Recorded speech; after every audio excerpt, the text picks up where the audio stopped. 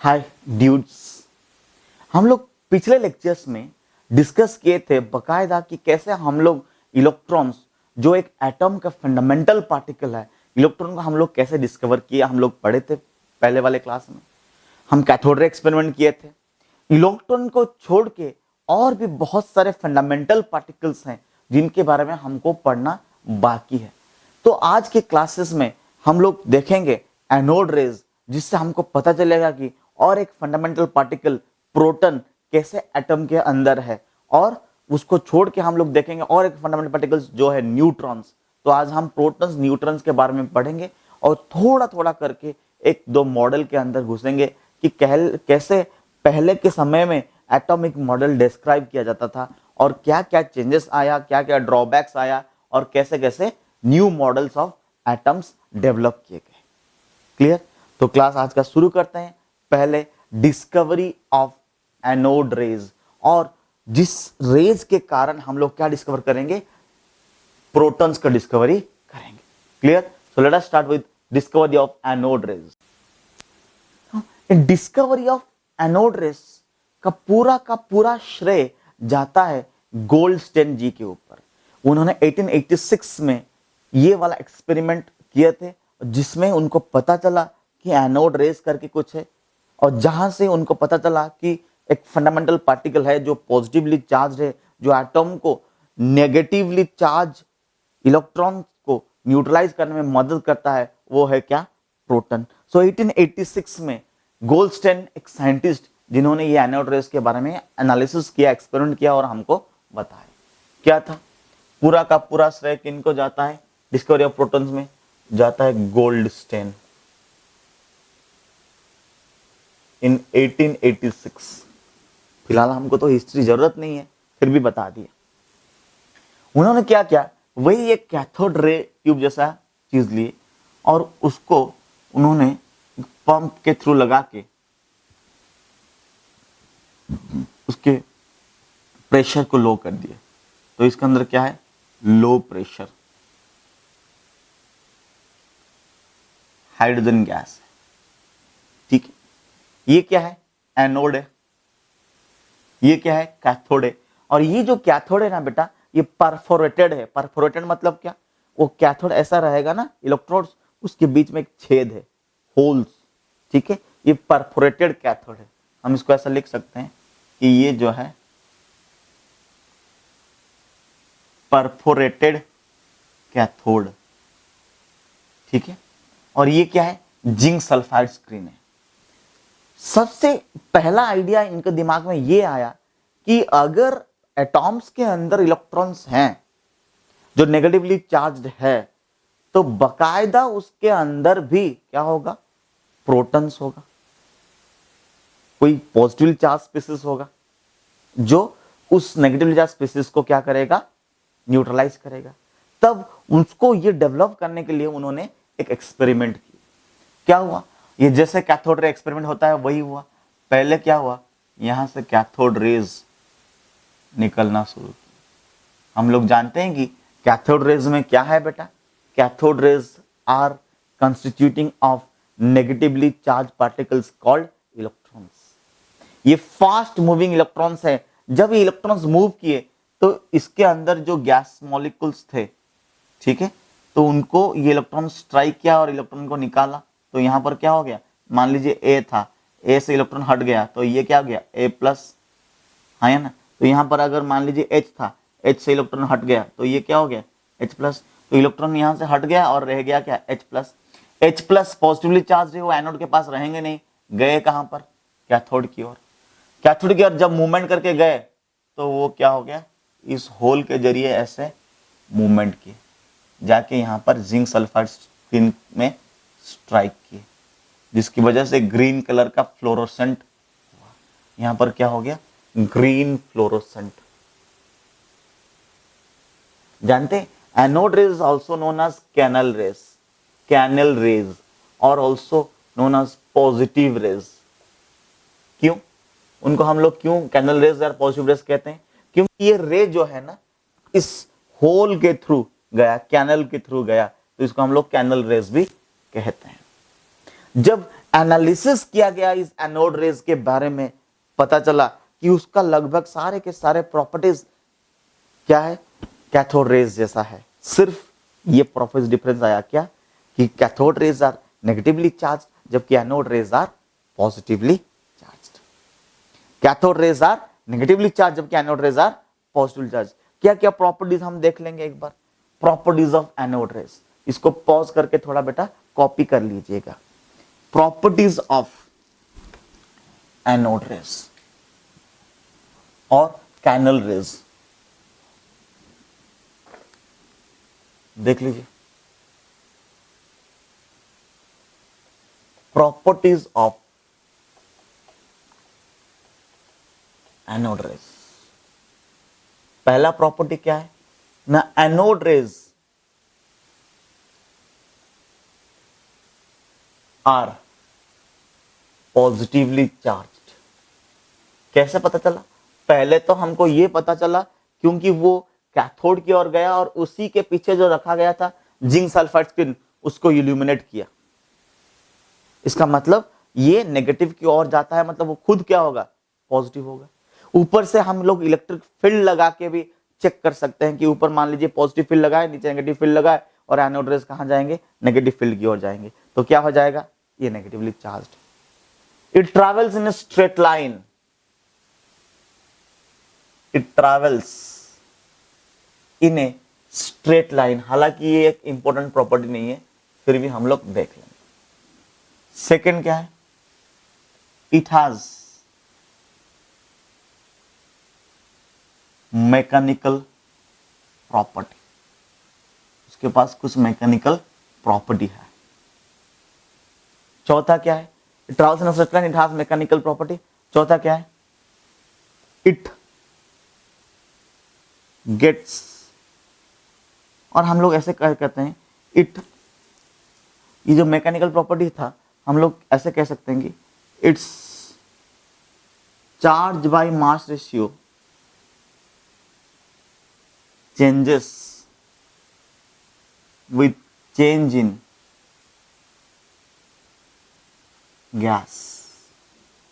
मतलब ये ट्यूब के अंदर जो भी गैस था, अगर इस गैस को हमने चेंज किया तो उसका charge by mass ratio change हो गया। क्यों क्यों चेंज हो गया, क्योंकि it consist of positively charged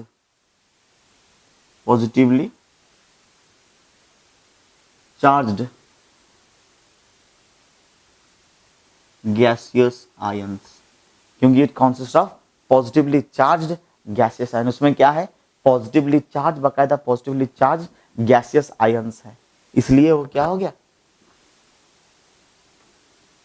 charge by mass ratio फर्क आया। जबकि charge by mass ratio of cathode rays remains constant, क्योंकि वो हमेशा इलेक्ट्रॉन्स कंसिस्ट करता है और ये चेंज होता है जब हम गैस चेंज कर लेते हैं।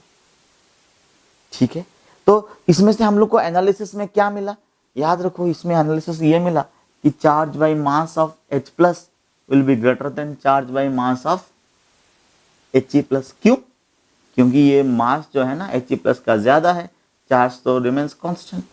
हाँ या ना, इनमें इसमें से हमको क्या सीखने को मिला, देख लेते हैं इसमें से हमको क्या सीखने को मिला। फर्दर हम लोग क्या देखें ना, अगर हम गैस चेंज किए तो charge by mass ratio change हुआ, और इसमें जो मास निकला, एक्सपेरिमेंट करने के बाद जो मास निकला, वो मास लगभग उस एटम के मास के बराबर हुआ। वो मास जो निकला उस particles which consist of anode raise, उसके मास बराबर क्या हुआ ना, एटम के मास निकला। क्यों एटम के मास निकला होगा, क्योंकि मान लीजिए वो हाइड्रोजन था, तो हाइड्रोजन से एक इलेक्ट्रॉन हट गया तो क्या हो गया, H प्लस इलेक्ट्रॉन्स, तो इसका मास और हाइड्रोजन का मास सेम ही है, क्योंकि electron does not normally contribute to the mass of the atom. क्योंकि नॉर्मली इलेक्ट्रॉन एटम के मास को कोई कंट्रीब्यूशन नहीं देता है। पर सबसे इंपॉर्टेंट चीज, सवाल अभी भी खड़ा है कि हमको कैसे पता चला कि प्रोटॉन नाम का एक फंडामेंटल पार्टिकल्स है।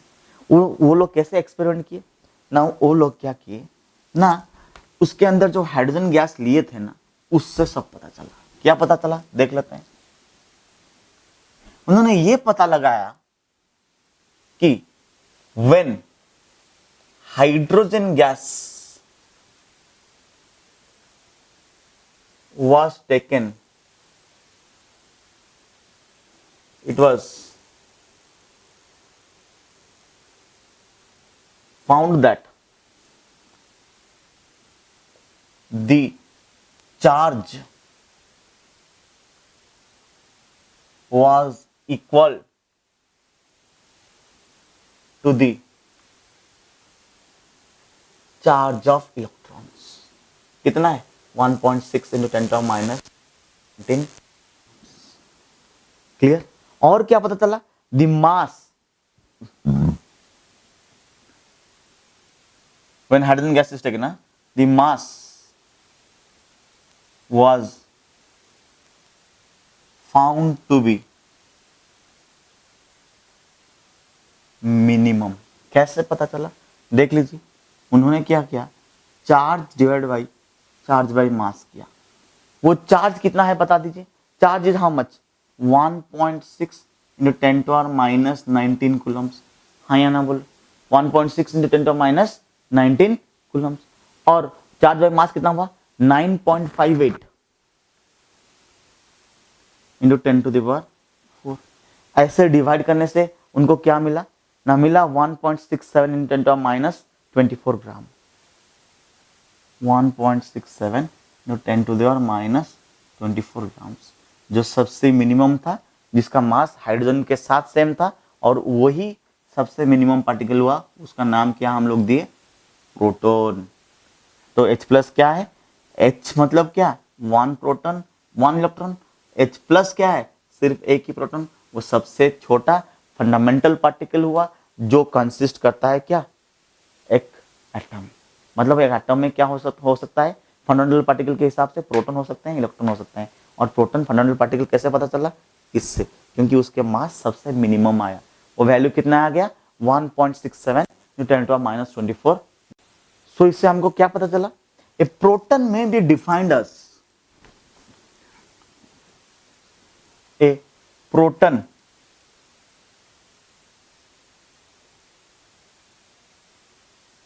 may be defined as a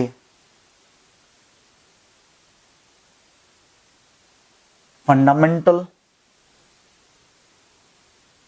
particle having 1 unit positive charge. क्या है उनके पास? 1 unit positive charge and mass equal to that of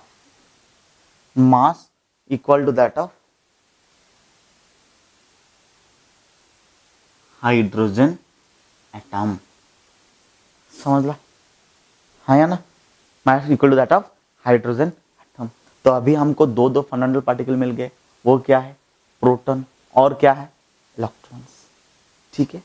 अब साइंटिस्ट के दिमाग में कुछ खलबली मचा कि कैसे ये प्रोटॉन्स और इलेक्ट्रॉन्स को अरेंज किया जाएगा.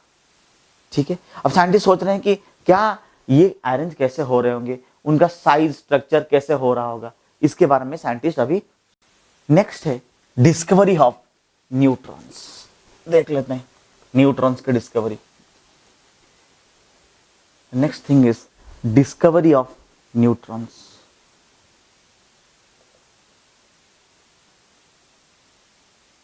ऑफ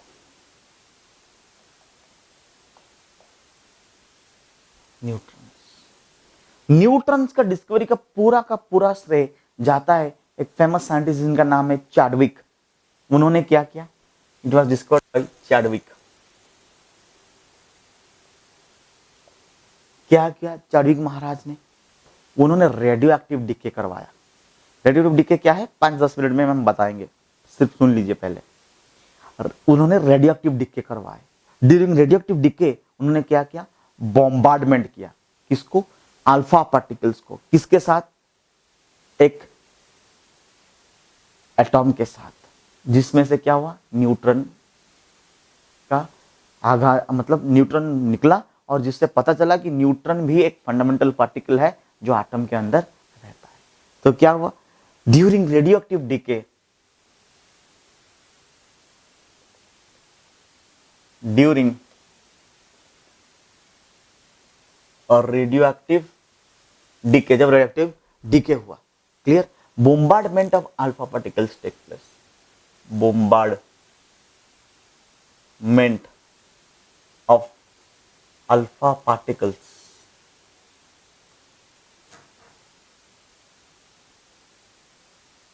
टेक्स प्लेस, मतलब अल्फा पार्टिकल्स को बोम्बार्ड किए, शूट किए, फायर किए, ठीक है, where neutrons were discovered, where neutrons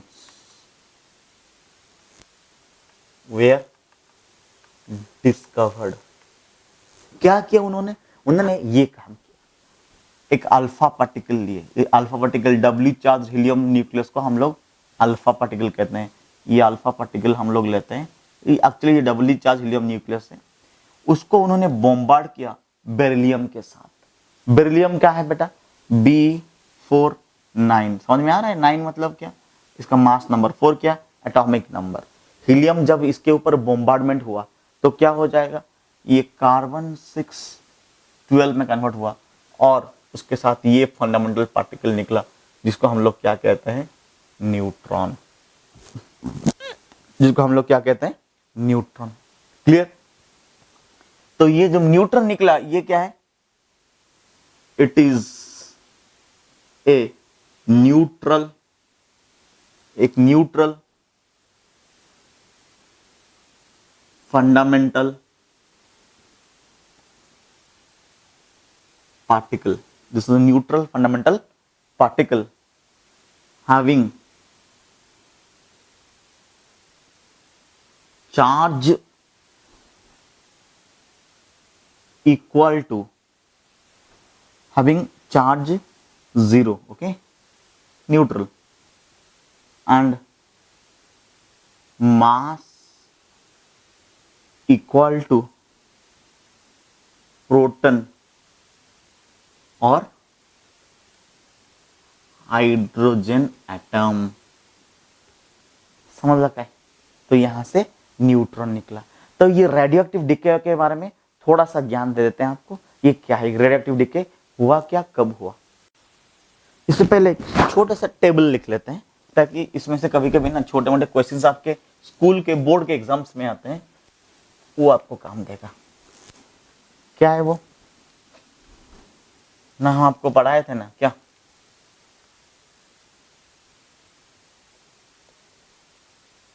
fundamental particles,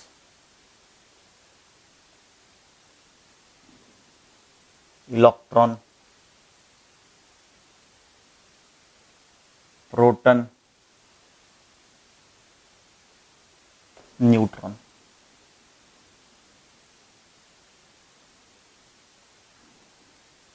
charge क्या है, what is the charge of electron, -1, proton +1, neutron क्या है 0।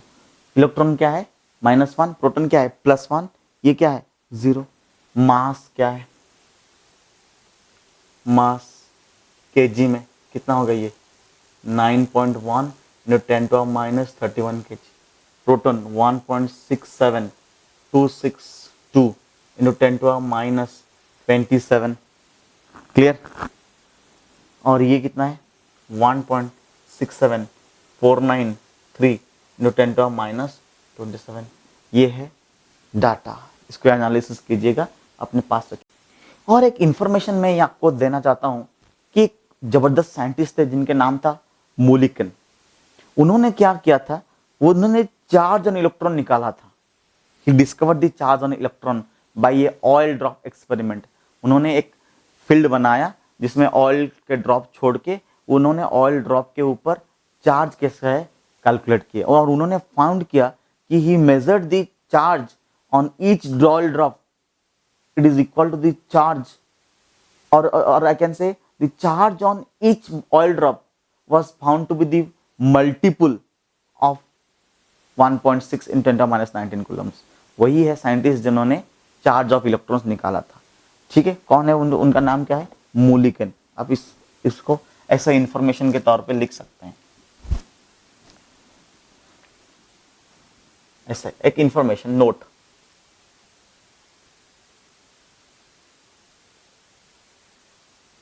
Charge on electron was discovered और फाउंड बाय मूलिकन, कैसे, उन्होंने एक एक्सपेरिमेंट किया था जिसका नाम था ऑयल ड्रॉप एक्सपेरिमेंट। उस एक्सपेरिमेंट में आखिर हुआ क्या, इन दिस एक्सपेरिमेंट उन्होंने फाउंड किया कि each drop is a integral multiple of e. उन्होंने क्या फाउंड किया, each drop is a integral multiple of e. ठीक है, each drop is a integral multiple of ई, मतलब अगर हम लोग देखेंगे कि चार्ज क्यू कितना हो जाएगा, एन ई, हम लोग तो जानते हैं ई का वैल्यू कितना है 1.6 इंटू 10⁻19 कूलम।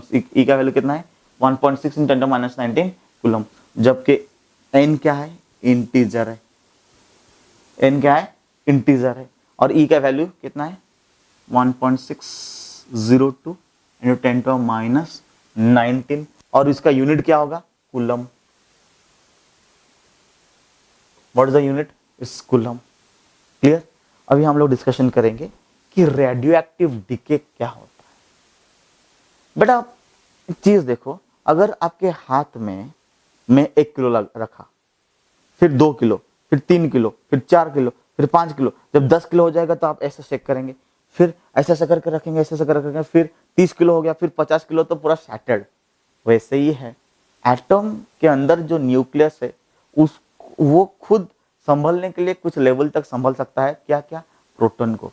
ऐसे भी हम लोग जानते हैं कि न्यूक्लियस बहुत ही छोटा है, एक छोटे से न्यूक्लियस के अंदर इतने सारे प्रोटॉन्स को संभाल के रखना इतना आसान बात नहीं है। जब क्यों, क्योंकि प्रोटॉन और प्रोटॉन के बीच में क्या होता है, रिपल्सन होता है, वो रिपल्स करते हैं, क्यों, सेम चार्ज है ना, रिपल्सन करते हैं। इतने सारे चीजों को इसके अंदर समेट के रखना इतना आसान नहीं है।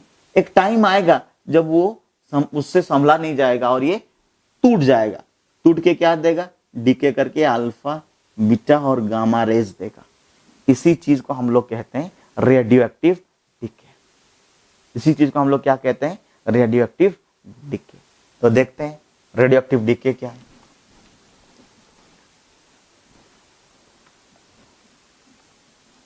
देख लेते हैं what is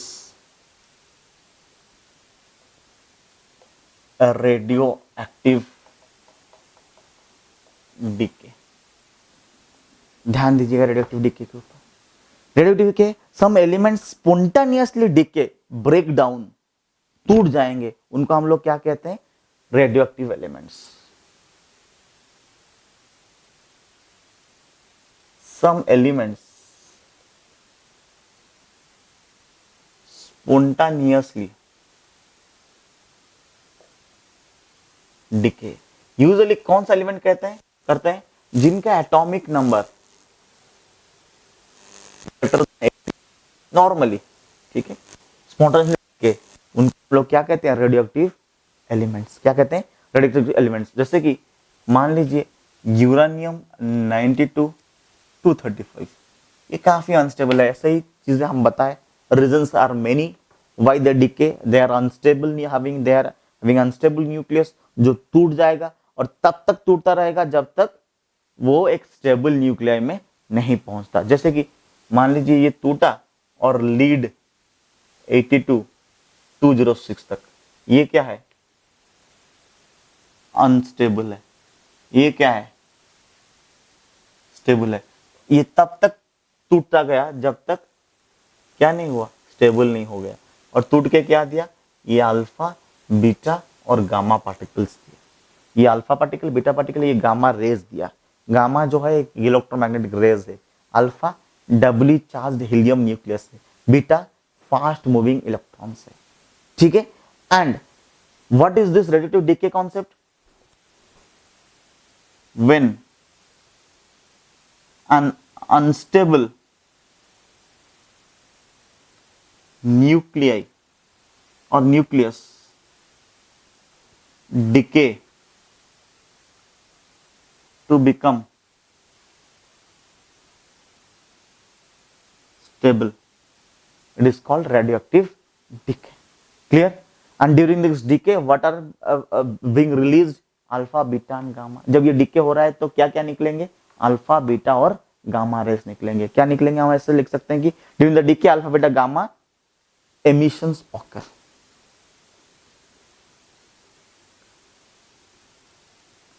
During decay, alpha, beta, gamma emissions occur. Clear? क्या होता है अल्फा, बीटा, गामा emissions? जानते हैं ये अल्फा, बीटा, गामा है क्या? थोड़ा थोड़ा आइडिया लगा देते हैं इसके बारे में. इसको हम लोग अलग चैप्टर्स में पढ़ेंगे, पर थोड़ा यहाँ पर आइडिया लगा देते हैं कि होता क्या है. मान लीजिए हमने एक मोटा सा कंक्रीट का वॉल ले लिया. कंक्रीट का वॉल काफी मोटा है. इसमें एक रेडियोएक्टिव एलिमेंट रखा. जब वो डीके करेगा तो क्या करेगा? अल्फा, बीटा और गामा देगा. अल्फा, बीटा और गामा देगा. तो क्या है ये अल्फा? यहां लिख लेते हैं आपके लिए. क्या है ये अल्फा?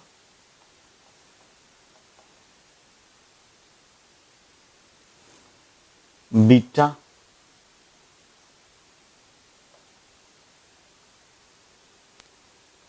और गामा. क्या है ये अल्फा, बीटा और गामा? देख लीजिए अल्फा पार्टिकल्स क्या है? ये डबली चार्ज्ड हीलियम न्यूक्लियस है. हम लोग ऐसे लिख सकते हैं अल्फा इज ए पार्टिकल जो डबली चार्ज्ड हीलियम न्यूक्लियस हो सकता है, या हम लोग उसको He2 भी लिख सकते हैं. क्लियर? जबकि बीटा क्या है? Beta is also a particle, और हम उसको जानते हैं कि ये एक फास्ट मूविंग इलेक्ट्रॉन्स है. बीटा इज ए पार्टिकल और वो एक फास्ट मूविंग इलेक्ट्रॉन्स है. गामा क्या है? Gamma is electromagnetic rays. इसके बारे में हम लोग चर्चा करेंगे. इलेक्ट्रोमैग्नेटिक रेज जिसका चार्ज क्या है? 0. मास क्या है? 0.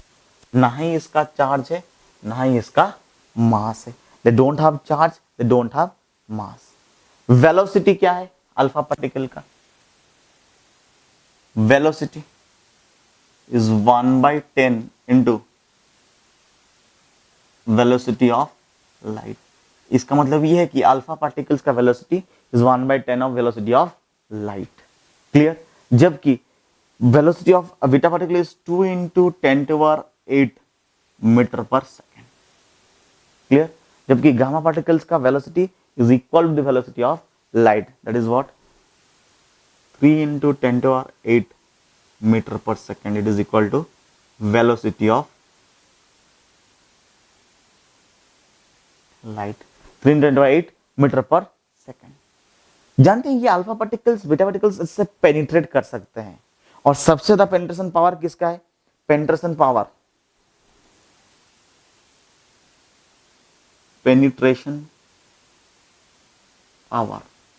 सबसे ज्यादा पेनिट्रेट करेगा कौन? अल्फा, बीटा, गामा में से गामा, फिर बीटा, फिर अल्फा. सबसे ज्यादा पेनिट्रेशन पावर किसका है? गामा का. अच्छा, आयोनाइज करने का टेंडेंसी सबसे ज्यादा किसका होगा? आयोनाइज करने का टेंडेंसी. ये तो न्यूट्रल है, आयोनाइज नहीं कर पाएगा, जबकि ये डबली चार्ज्ड है, ये सिंगली चार्ज्ड है. सबसे आयोनाइज कौन करेगा? अल्फा. फिर कौन? बीटा, फिर gamma. Ionising tendency. Ionising tendency मन किसी को आयन बनाने का टेंडेंसी किसका ज्यादा है? अल्फा, फिर बीटा, फिर गामा. समझ लगा है? क्लियर? तो अभी हम लोग असली एटॉमिक स्ट्रक्चर में आते हैं. क्या ना? पहला मॉडल ऑफ एटम. हमारे ग्रेट साइंटिस्ट जे थॉमसन ने पहला मॉडल प्रपोज किया थे एटम के बारे में। वो क्या था? Joule Thomson's model of. तो अभी हमारा डिस्कशन क्या है? Different atomic models. तो पहला मॉडल क्या है? Thomson's model. देख लेते हैं पहले Thomson's model of an atom.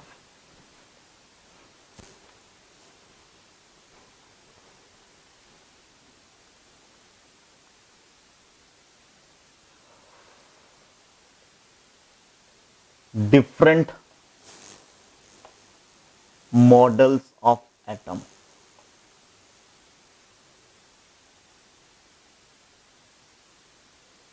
पहला क्या है बेटा? पहला model was given by Thomson. Thomson model of atom, उनका नाम है जे थॉमसन। उन्होंने क्या बताया कि ये मॉडल को उन्होंने ऐसा बताया, प्लम पुडिंग मॉडल, और कभी कभी हम लोग अपने देसी लैंग्वेज में बता सकते हैं कि वाटरमेलन मॉडल। ये क्या है इस मॉडल में? इस मॉडल में है क्या? इस मॉडल में सिंपल सी बात है, उन्होंने बताया कि जो इलेक्ट्रॉन्स जो है ना, एक वाटरमेलन के अंदर जैसे सीड होता है ना, ऐसा ही है। और atom as a whole neutral है ना बेटा, तो वो पूरा जो फ्लेसी पार्ट होता है वाटरमेलन के अंदर, जो फ्लेसी पार्ट होता है, वो फ्लेसी पार्ट जो है ना पॉजिटिवली चार्ज है, जिसमें ऐसे करके वो सीड्स लगे हुए हैं। ये था model of what? J Thomson, plum pudding model. और उसको हम लोग पुडिंग जानते हैं ना, पुडिंग केक जो खाते हैं, उसमें जो छोटे छोटे सीड्स होते हैं, उसी तरह वाटरमेलन में जैसे बताया ना, उसी तरह की मॉडल को डिस्क्राइब किया। क्या है? कौन? ना थॉमसन। उन्होंने ये बोलता है कि ये जो सीड्स हैं वो क्या है? नेगेटिवली चार्ज है, और सीड को छोड़ के जो बाकी सारे चीजें जो फ्लेशी पार्ट है वो क्या है? Positively charge. ठीक है, और ये मॉडल फेल किया। तो पहले इस मॉडल के बारे में पहला पॉइंट लिख लेते हैं। उन्होंने क्या बताया? Electrons are distributed randomly throughout the atom. Electrons are distributed randomly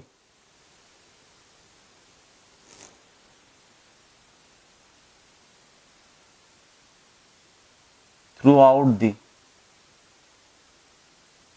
atom।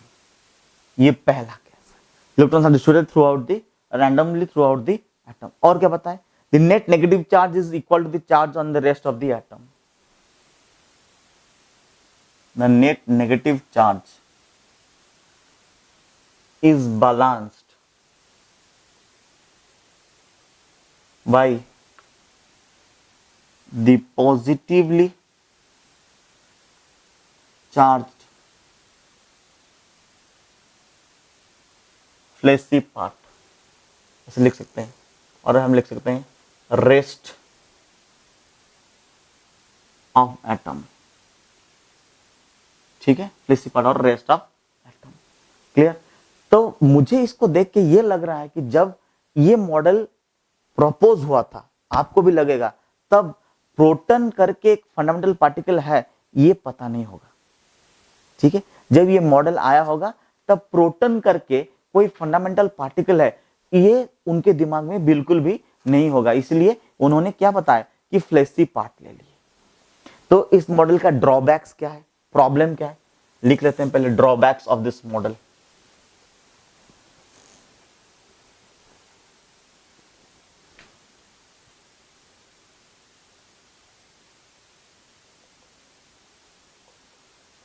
Drawbacks of Thompson model. क्या प्रॉब्लम हो गया इस मॉडल में कि इसको हम लोग पीछे हटा दिए, काट दिए। Electrons are randomly distributed and stationary, but actually it is not stationary. Say yes और नो? मतलब इन्होंने बताया कि इलेक्ट्रॉन्स आर रैंडमली इधर उधर है, पर असल में क्या इलेक्ट्रॉन्स रैंडमली है? नहीं, वो एक चारों तरफ, न्यूक्लियस के चारों तरफ घूमते हैं। हाँ या ना? तो पहला drawbacks. it explained that electrons are randomly distributed, but actually undistributed and stationary. Do you know what is stationary?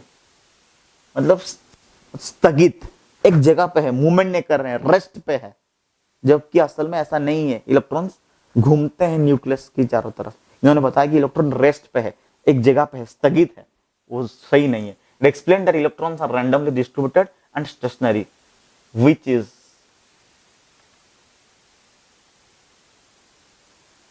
actually not.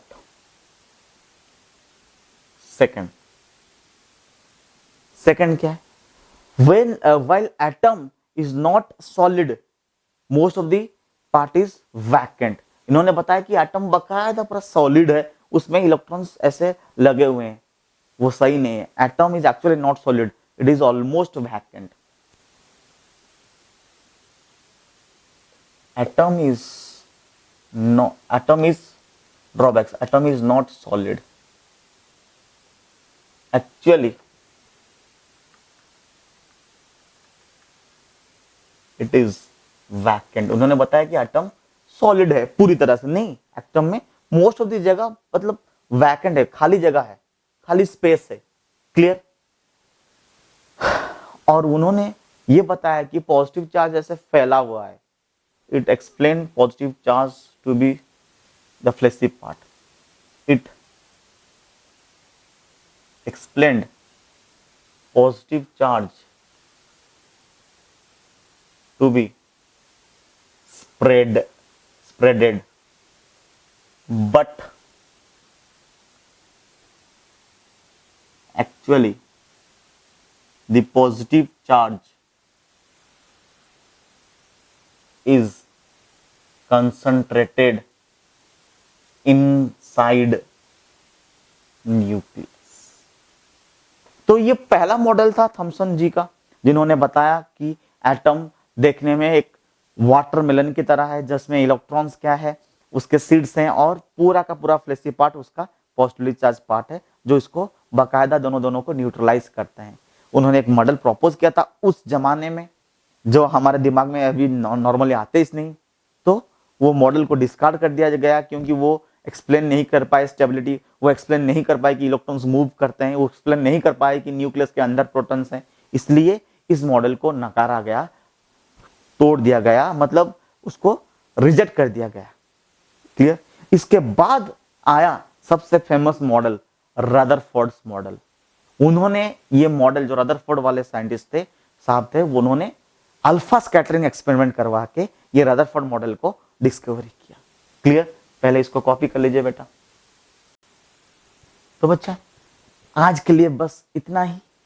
हम लोग अगले क्लास में रदरफोर्ड मॉडल पढ़ेंगे, क्योंकि हम लोग जल्दी ही लाइव सेशन में डाउट क्लियरेंस लेंगे, लाइव सेशन में क्लासेस करेंगे, आप थोड़ा ज़्यादा एंजॉय करेंगे लाइव सेशंस में।